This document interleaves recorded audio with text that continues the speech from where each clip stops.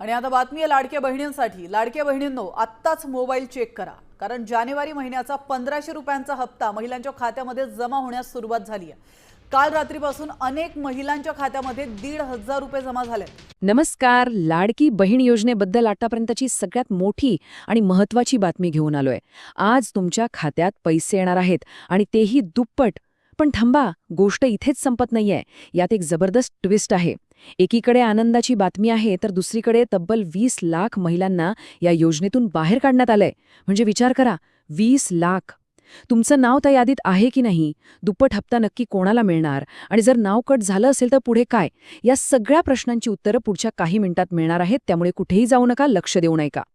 चला तर मग थेट मुद्द्यावर येऊया आणि सुरुवात करूया त्या गोड बातमीने, ज्याची आपण सगळेच जण वाट बघत होतो, ती म्हणजे पैशांची।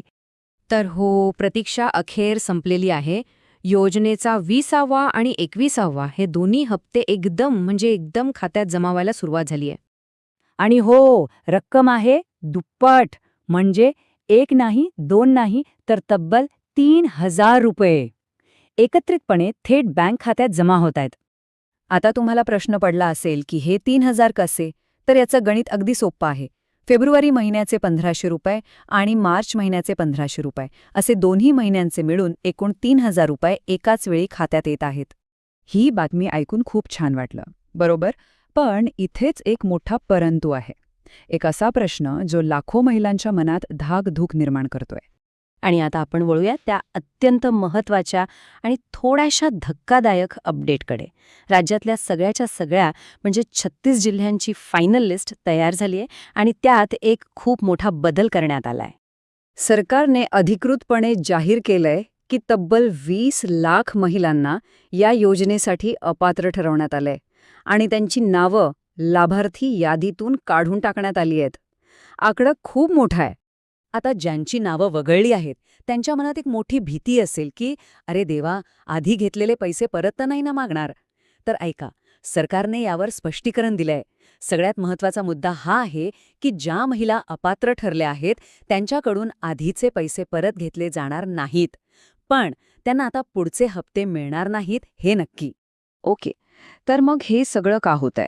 म्हणजे अचानक इतक्या महिला अपात्र का ठरल्या? याचे नियम काय आहेत? चला, आता हे नियम आपण सोप्या भाषेत समजून घेऊया।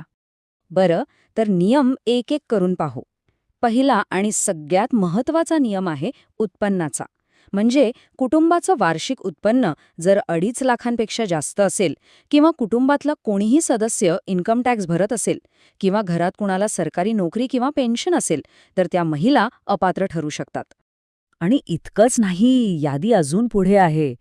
ज्या कुटुंबाकडे ट्रॅक्टर सोडून दुसरी कोणतीही चारचाकी गाडी आहे, किंवा घरात कोणी आजी-माजी खासदार किंवा आमदार आहे, किंवा ज्या महिला संजय गांधी निराधार योजनेसारख्या इतर विशिष्ट सरकारी योजनांचा लाभ घेतात, त्यांनाही या योजनेतून वगळण्यात आलेलं आहे। आता हे नियम फक्त कागदावर राहिलेले नाहीयेत। याची अंमलबजावणी करण्यासाठी सरकारने एक नवीन तपासणी प्रक्रिया सुरू केली आहे। आणि ही तपासणी थेट घरी येऊन होणार आहे। आणि ही तपासणी करणार कोण? तर ही जबाबदारी अंगणवाडी सेविकांवर देण्यात आली आहे। त्या घरी येऊन मुख्य 5 गोष्टी तपासतील। 1. घरात चारचाकी गाडी आहे का? 2. नावावर प्रॉपर्टी किती आहे? 3. कुटुंबात कोणी टॅक्स भरतं का? 4. घरात कोणाला जास्त पगाराची नोकरी आहे का? आणि 5. तुमचं खरं वार्षिक उत्पन्न किती आहे?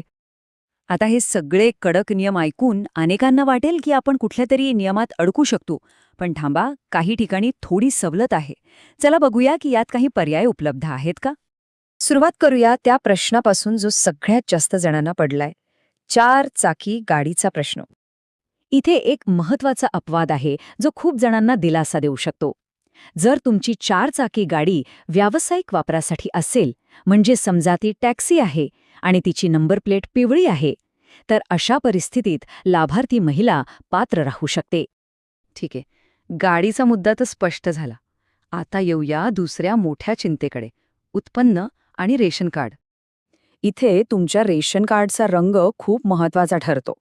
जर तुमचं रेशन कार्ड पिवळं किंवा केशरी रंगाचं असेल, तर ते कमी उत्पन्न दाखवतं आणि तुम्ही साधारणपणे सुरक्षित आहात। पण ज्यांच्याकडे पांढरं रेशन कार्ड आहे त्यांनी मात्र आपलं उत्पन्न प्रमाणपत्र लगेचच अपडेट करून घेणं गरजेचं आहे.